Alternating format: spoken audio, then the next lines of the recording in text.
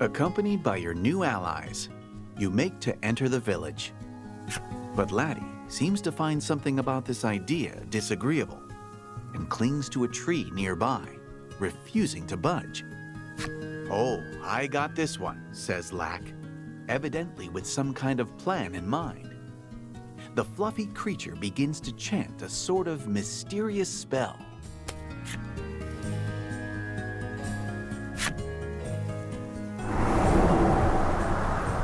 Suddenly, Laddie's face is transformed into that of an odd old man's. Laddie touches her transformed visage and then gives a thumbs up, perhaps as if to say, "Good job. You are a god." But Laddie looks sideways at you as she walks into the village, her identity now safely hidden.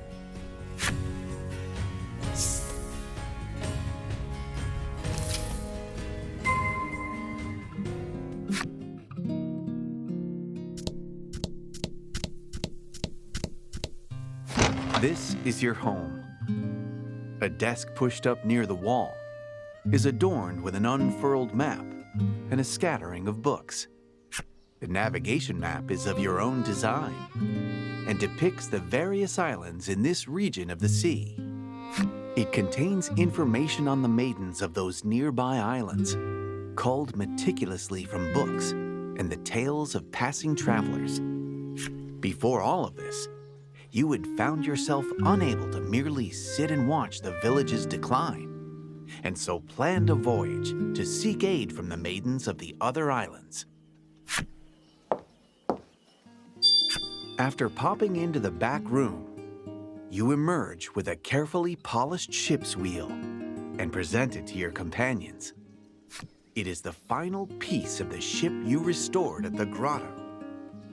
With it, you will finally be able to set sail on the voyage you have dreamed of for so long. You have made ready for the voyage, but before you set sail, you decide to stop in at the mayor's to say your farewells.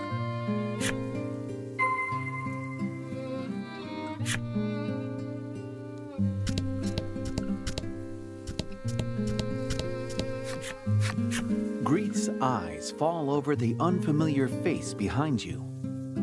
And who do we have here?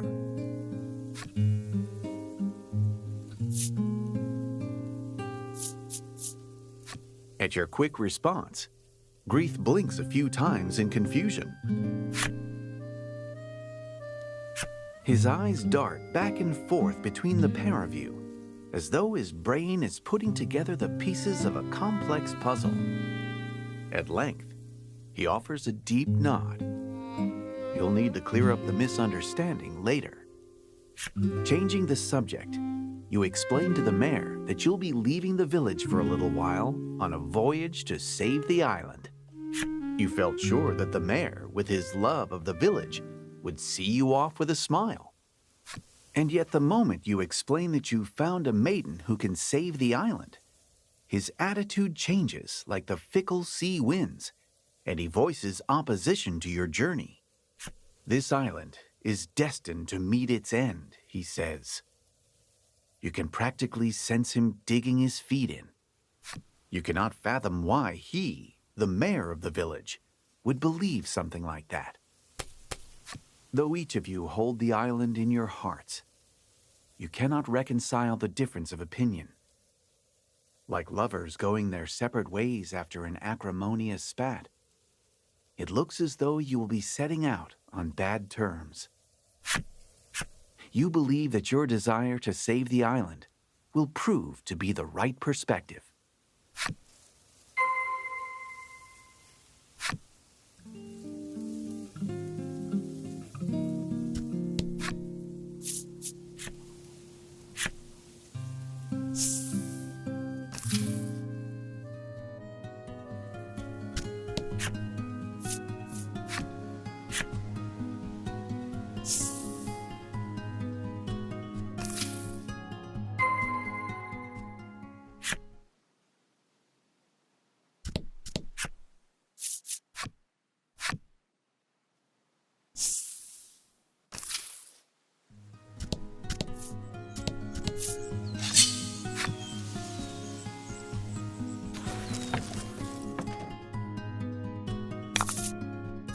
and fight.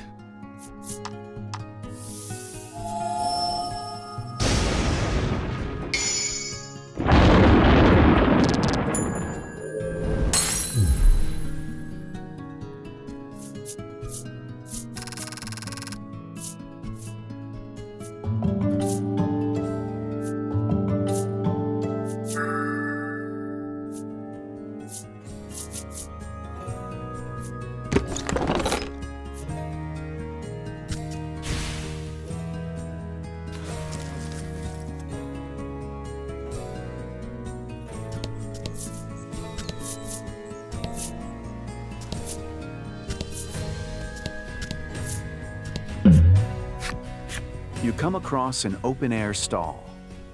A sign reads, "Goods bought here."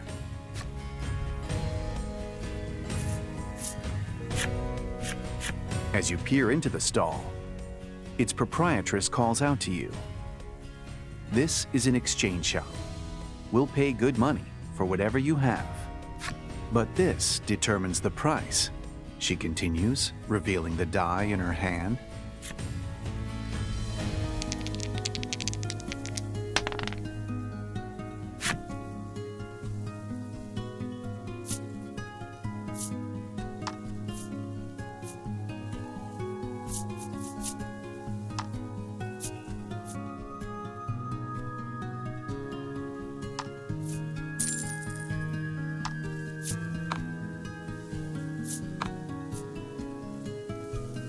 It seems she's finished buying for the day.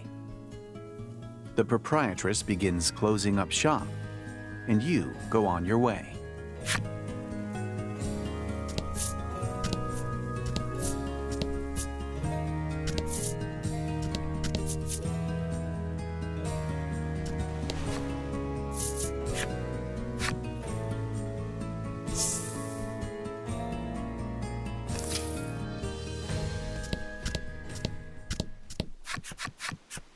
Your ship, your trusted companion, once a mere wrecked husk that you labored to bring back to life with months of sweat and toil.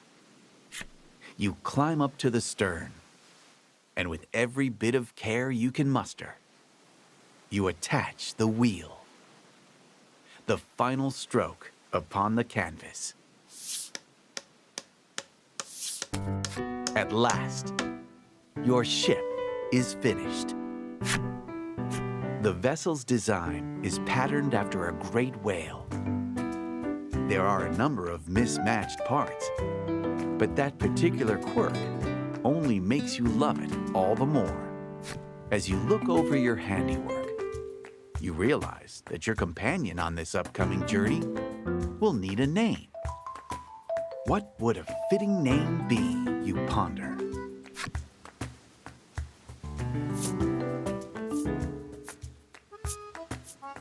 Laddie tears a page from her book and then scribbles a name down on it. In her small handwriting is written, "The Bon Vent." According to Lack, the words are a kind of prayer in the language of the spirits for safe passage when bidding one farewell on a long journey. A farewell said before long journeys. The words could make a fitting appellation for your ship. You're unsure of just how much you ought to trust Lack or his skill with words, but nonetheless, decide to go with Laddie's suggestion. Together, you load up the Bon Vent with the necessary provisions. Preparations for your departure are now finished. You throw your hands upon the ship's wheel and shout, "Weigh anchor with gusto. Your voyage has begun."